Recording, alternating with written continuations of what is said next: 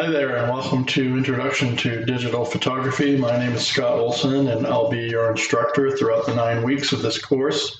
Really glad that you've decided to join. I've been excited about this since we kind of conceived it back in the spring. And it's a first, if my understanding is correct, for Kentucky Mountain Bible College. So we're really glad that you've decided to be part of it. Before we jump into the actual lesson part of the class, I wanted to go over a little bit of the structure of the class, and I'm just going to take that structure from the syllabus. And by the way, you need to have the most up-to-date syllabus in case you read it early from maybe a couple weeks ago, because it's been up on Populi for about a month now, but there's been some revisions. So you need the one that on the very last page has a date of, right on the very last page on the bottom, has a date of 8/20/20. And so, in other words, 2020, August 20th is when it was revised. Please make sure you have the most up-to-date one, and it is the one that is up on Populi now for the class here. So just going to go over a little bit of structure in case it's not clear. The way that the class is laid out is there'll be 3 units. The first unit is going to be on composition, which we're going to jump right into here in just a few minutes. And then the second unit is going to be on camera settings. And then the third unit is going to be on processing, and it's going to be just basic processing. We're not going to get into any heavy Photoshop or anything like that with an introductory class. But I want to show you a few things that will really help you to enhance your photos and maybe get the photos that you really would like to have. Okay, so on the very first week, and each of these units are going to be laid out like this. So the very first week of each unit, there will be a lecture, and there'll be a quiz, and there'll be a photo due. There will be a photo due each and every week of the 9 weeks for a total of 9 photos. So there'll be a lecture, and you're watching the very first one right now. And then there'll be a quiz, which you can take anytime after the lecture, but it will always be due on the Saturday night at the end of this week. The Saturday night at the end of each week at midnight will be the deadline for any assignments that have been assigned for that particular week. And so the quiz, this particular time around, will be based entirely on the contents of this lecture. There will be nothing on the quiz that won't be in this lecture, with the exception of a question at the very top of the quiz, which might ask you, have you read the syllabus in its entirety? Just want to make sure that everyone has done that. And then week 2, there will be an assigned reading, which the link is on the student portal. You've probably already seen all the links that I've posted, and you can just click on that link, and it's a very short article, and then there'll be another photo due in week 2. And then week 3, there will be a YouTube tutorial, and that link is also posted. And you just click on that link and watch that. Now, all these YouTube tutorials are really brief. I think 6 or 7 minutes would be the longest for any of them, I think. There might be one that's a little bit longer than that. And then you have another photo due at the end of week 3, and that's basically how the unit is set up, but it all kind of concludes with you writing a response paper. So the way in which you respond to class lectures is by a quiz at the end of week 1, and the way in which you respond to the assigned reading and the YouTube tutorials is by writing a response paper at the end of the unit. And in that response paper, I'm just wanting to make sure that you have understood what these two, the article and the YouTube video, are saying. And there really will be just more things kind of added. In the case of composition that we're going to do here in just a few minutes, I'm going to teach you some principles, some methods of composition that will help you. And then the article that you read, the online article, and then the YouTube tutorial, that will maybe add a couple more principles. And so in your response paper, I do not want you to respond to anything that you have learned in this lecture on the response paper, because you're going to do that with the quiz. On your response paper, you're going to be responding to the online article that you are to read and the YouTube tutorial, and you're just going to respond to the things that are in those 2 items which are not in the lecture. And you're just going to say, I found these couple of things interesting. This particular principle that I learned was helpful. Just a couple of paragraphs, and that's it. And also on the response paper, I will probably ask you, have you done all the assignments, for the unit, and have you done them on time, that kind of thing. So there's a little bit of accountability there. So each of the units will be laid out like that. And I'll be honest with you, the main body of this class, the main thing is going to be the photos that you're going to take. That's going to be the best part. That's why we're doing this, right? And so I hope that you'll enjoy doing that, and I hope that what you learn here will really help you with your photography, because that's the whole purpose. And so now we're going to get into composition just a little bit. And I hope that the things that we learn in these next few minutes as part of this lecture are principles that you'll be able to develop, and that you'll be able to kind of train your eye and be able to really, really improve your photography. That's the idea. That's what we're after here. Okay, so let's just jump back in. Now, as you can see, this is Unit 1, Lecture 1, and I'm calling composition the art of seeing. That is literally what we really want to help you to do. We want to help you develop your eye so that you can begin to see things through a camera. You begin to recognize scenes that you would be able to know would be helpful. So that's the idea here. So we're going to just go ahead and dive in. So the first thing we want to try and do here is to define what composition is. What is composition? Why is it important? What is it? So let's start with Webster's. Webster's says, in defining composition, that it is arrangement into specific proportion or relation, and especially into artistic form. Isn't that exciting? Aren't you glad now that you know that? I'm kidding with you here. I think we can maybe take a more practical idea and see what composition really means in practical terms. So in practical terms, for the photographer or the artist, composition describes the way in which we creatively engage with the scene in which we are capturing. Okay? We're not simply just taking snapshots. And there's nothing wrong with snapshots. But I suspect that if you're taking this class, that you're interested in doing a little bit more than just snapshots that you could take with your phone or with a point and shoot camera. And so we're not simply talking about snapshots when we're talking about composition. We're actually composing while we are shooting, much like an artist composes a painting, or even a musician or a writer composes a great work. We have a vision in our minds of how we want the final image to look, and we want to accomplish that. And so the goal of this first unit is to help us improve our chances of achieving that actual vision. So we're going to now look at 6 principles, or maybe methods. We'll see, maybe a little bit of each here. And these, if you can learn to develop these 6 principles, it will go a long way of helping you in training your eye when it comes to composition. So first thing, and I told you I would get back to this when we were looking at the syllabus just a few minutes ago, is that your viewfinder is your friend and that your screen might not be. Now, this is actually a really, really important principle for you to know here. And I told you that this is a requirement for the class, and there's a reason for that. So I want to just kind of grab my camera here. And think about a camera's viewfinder.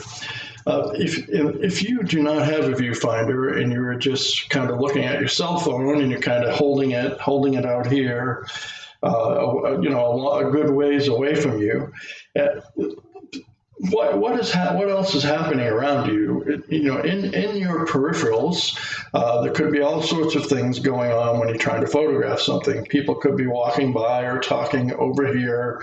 There could be a bird flying by. There's all sorts of things. Traffic could be going by. All sorts of things could be happening, and all those things tend to distract you. And so, a really important principle of composition in photography is learning the value of your viewfinder, because when you look through a viewfinder, it actually forces us to really pay attention to what we're shooting. We pay much closer attention to where the edges of the photo lie.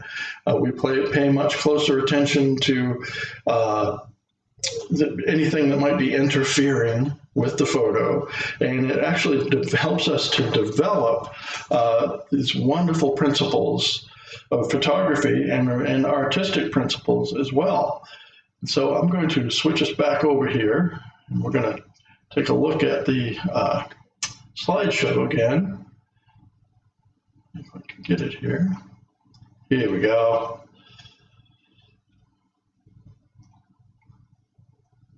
So the viewfinder is your friend and your screen might not be.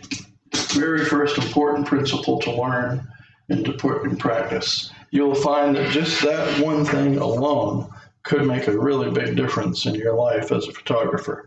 The next one is a significant rule. I like to call it a tool. This is known as the rule of thirds. Maybe you haven't heard of this, and some of you may have, but the rule of thirds is probably, if I could pick one really crucial tool out of this particular lecture at least, I think that it would probably be the rule of thirds. And so it kind of works like this.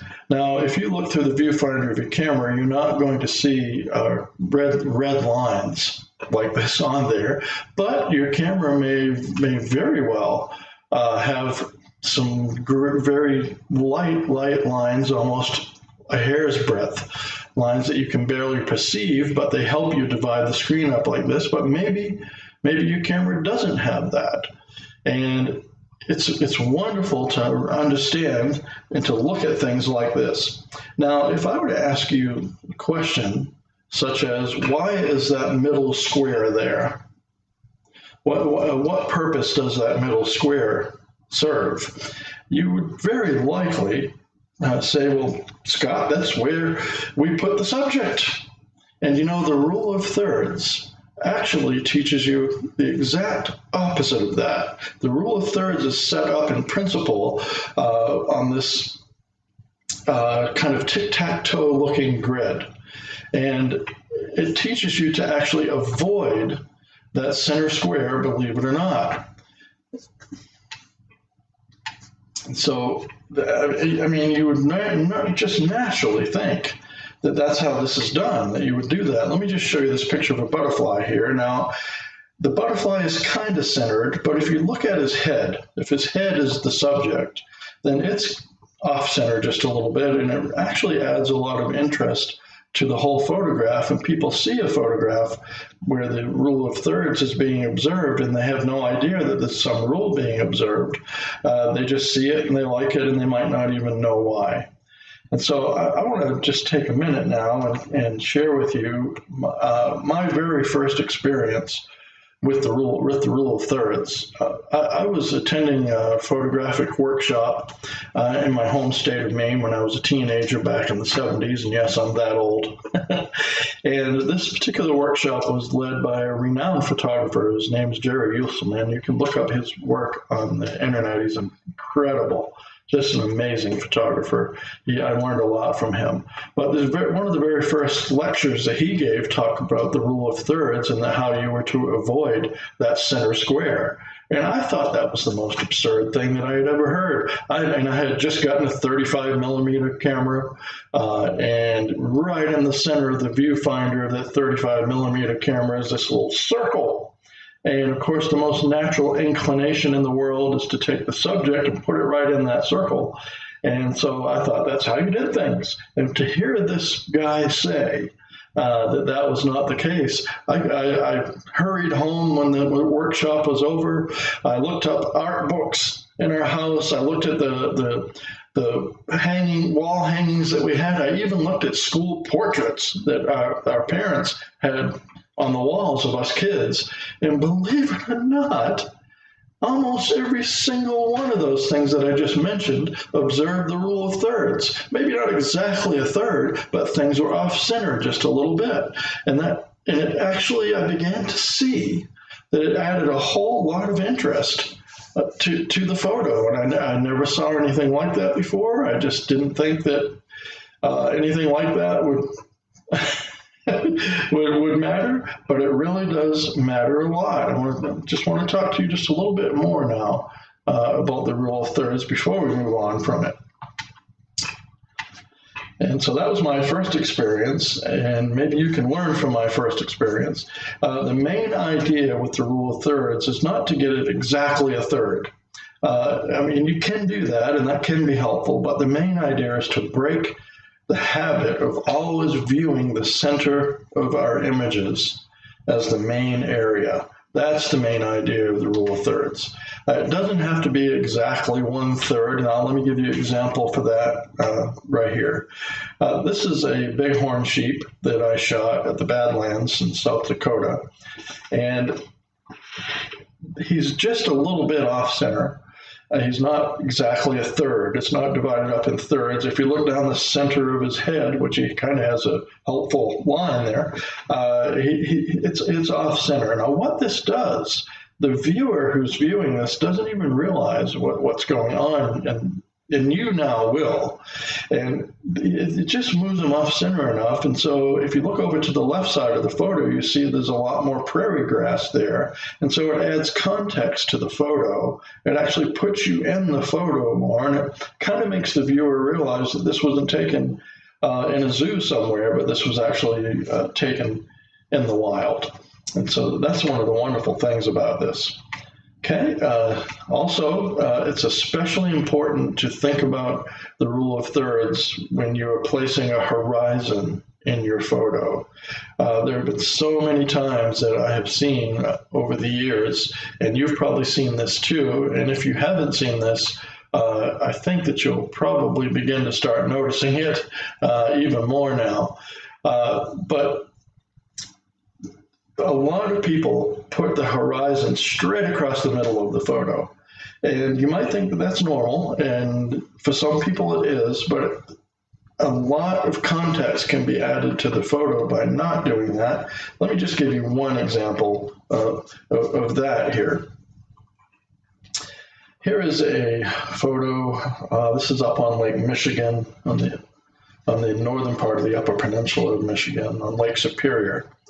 And if you see that kind of top third there, you'll notice that you can kind of see that the horizon line is right here, and it's in that top third.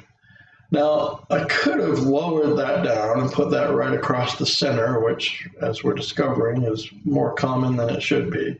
And what would have happened had I done that is this area here, down in the bottom, and I don't know how much you can see on your screen, but there's wonderful detail that you can see that's under the water here. You can see a little reflection in the sky in the water, but there's detail you can see in the water, and all of that would be gone had I put the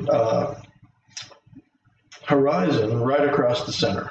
So it's not always the best approach to do that.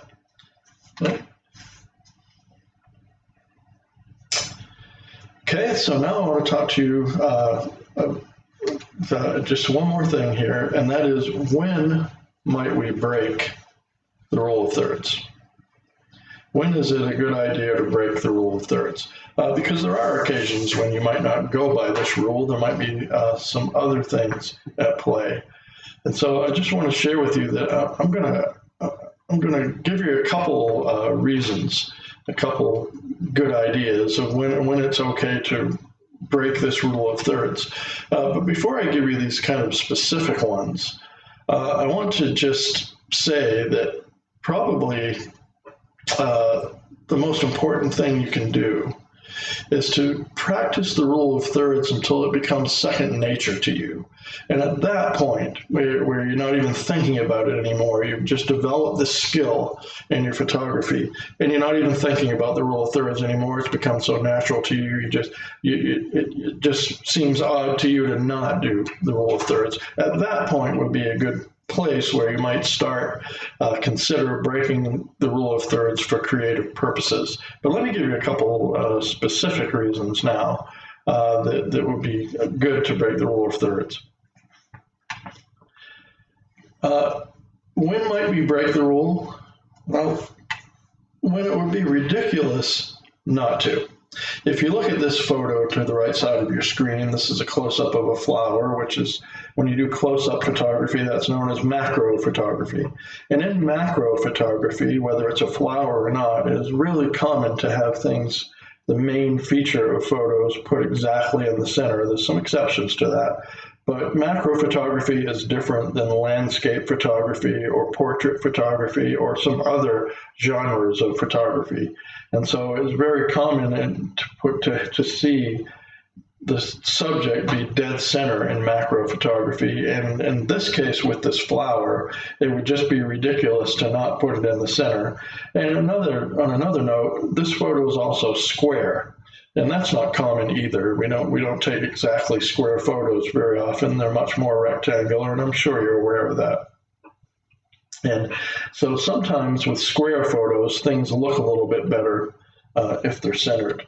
But this is really maybe an even more crucial time to break the rule, and that is when another compositional principle takes over. Now, we're going to talk more on that later, but for now, I just want to say that the rule of thirds is just one of these compositional principles that you're going to be learning in this unit. And so there are other compositional principles which might take over a photo, which might become more important than the rule of thirds. And in that case, that is a good time to break the rule of thirds. And I'm going to show you a really specific example of that just a little bit later on here. So we got the viewfinder is your friend, and your screen might not be, and the rule of thirds, or I like to call it the tool of thirds. And then also straight horizons. Now, I don't have any examples of this, and I don't think I need to put any examples up here. I think this is really easy, and this will be quick with regard to straight horizons. As you can see, some of these principles are really quick and easy, and others we're going to get into a lot of detail in. But this is a real quick and easy one. There have been many, many times that I have noticed on Facebook posts and other photos of landscapes especially, when the horizon line is just a little bit crooked, and sometimes it's even a lot crooked. In the day and age in which we live, there's just no reason for that to happen. Chances are, if you have a camera that's required for this class, you probably have a feature built into that camera that will help you straighten your horizons and get the camera level. It might be a feature that needs to be turned on. It might not by default be turned on, but most modern cameras, if they are DSLRs, will have the ability to have a leveler inside your viewfinder or on the back screen, so you can tell when it's level. So even if you don't have a good eye, you can easily get your horizon straight. And I'm telling you, you guys are going to start noticing some of these things that you never noticed before, and it never bothered you before, and it's going to start driving you crazy. So number 4 is leading lines, another wonderful compositional principle that can really just make your photos pop and improve for the viewer what they see. And so here is a rule of thumb and kind of a memory key about leading lines, and then we're going to look at several photos that demonstrate. Leading lines either guide the viewer to a place in the photo or through the photo. So either to a place in the photo or through the photo, to or through. That'll kind of help you remember what leading lines are meant to do. And so here we have an example of leading lines. Now, up here you have this structure, which light keepers originally used to walk out to the lighthouse when the waves were crashing and were really high, or the water might be up over the wharf. They could safely walk out to the lighthouse to tend it, or to or to go home if they work there or whatever the case may be. But what I want to point out to you about that is if this structure wasn't here, if these, what I'm calling leading lines, and what I'd like you to see is leading lines, if they were not here, you would eventually, your eye would eventually make its way out to the lighthouse. But because the leading lines are there, within just a matter of seconds, your eye went to the lighthouse. You might not have even realized it. So remarkably, all of this imagery down here at the bottom of the photo and going up over into the left side of the bottom of the photo, this actually makes up a huge area of the photo. But believe it or not, within just a second, you hardly even notice this giant area because your eye is drawn toward the lighthouse and drawn through the photo. So it can draw you to something or through something, or in some cases, it can do both. So that's one example of leading lines. And here is one that's a little more subtle, but easy to see once you recognize it. The railroad tracks along the bottom. This is a moon rising over railroad tracks in Ramsey, Indiana. And that last photo, by the way, was the Grand Haven Lighthouse on Lake Michigan. And so here we have these railroad tracks, and they do kind of lead you through the photo. It's not that you don't notice anything else in the photo. It's just that the leading lines in this particular instance almost act as a guide, and they just kind of carry you along and show you through the photo. It's a wonderful effect. Okay, now here I told you that I would share with you an example of when it's okay to break the rule of thirds because another compositional principle has kind of taken over the photo.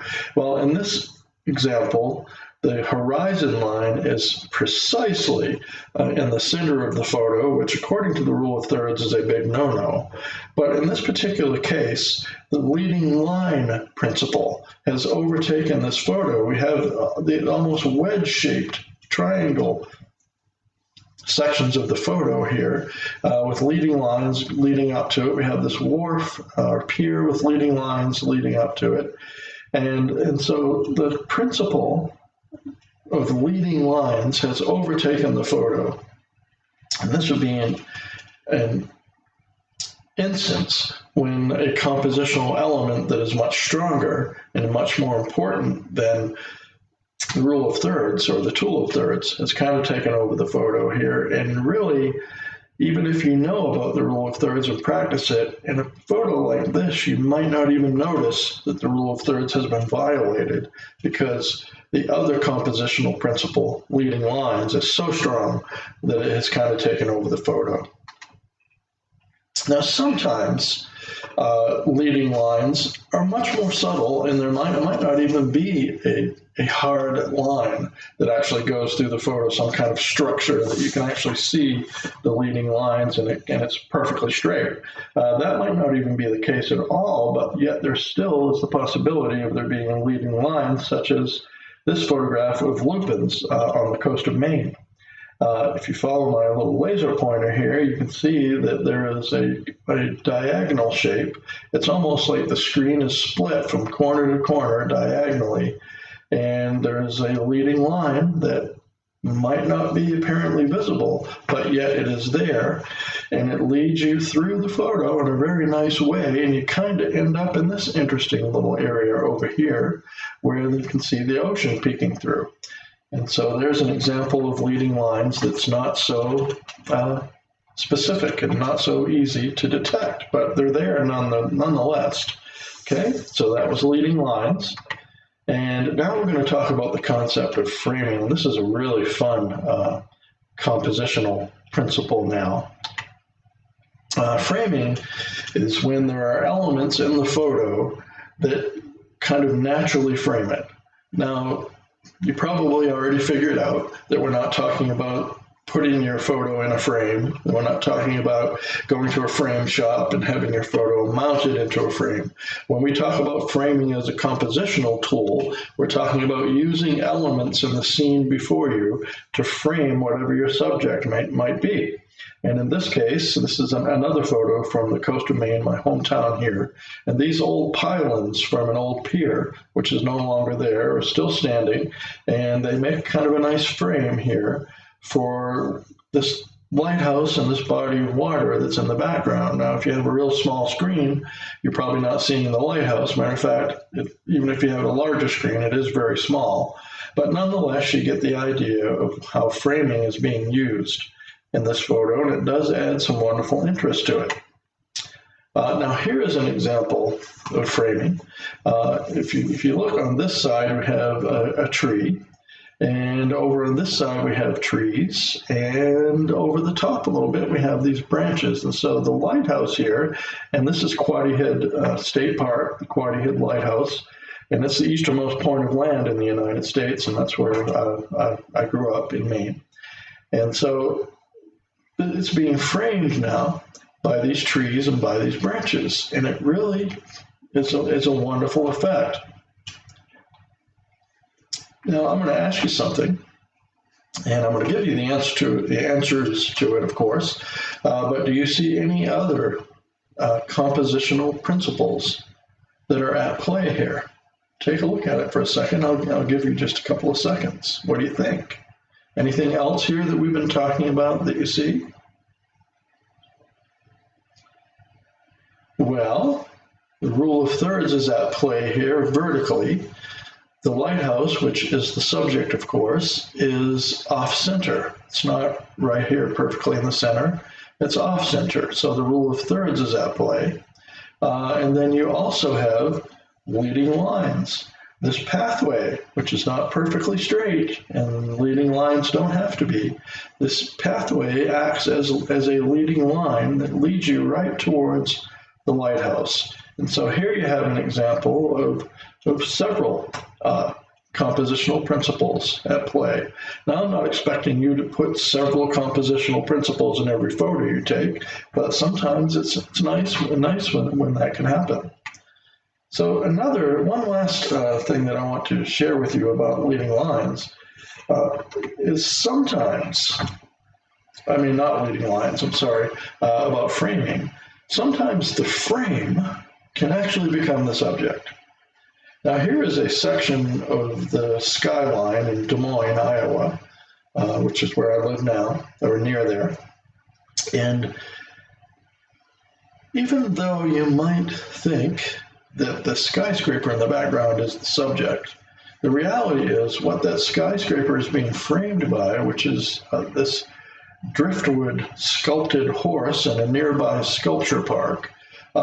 This framing, what's doing the framing is actually, in this case, become the subject. Sometimes the framing could actually become the subject. Pretty interesting and a lot of fun. And so we're going to look now at one last principle, and that is creative cropping. And I want to make a point of clarity here before we go too much further with creative cropping.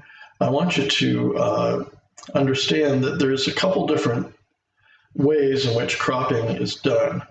And one of the ways in which cropping is done is with post-processing. And I don't want you to worry about turning in any photos that cropping has been done with post-processing. I don't want you to feel like you have to do that here.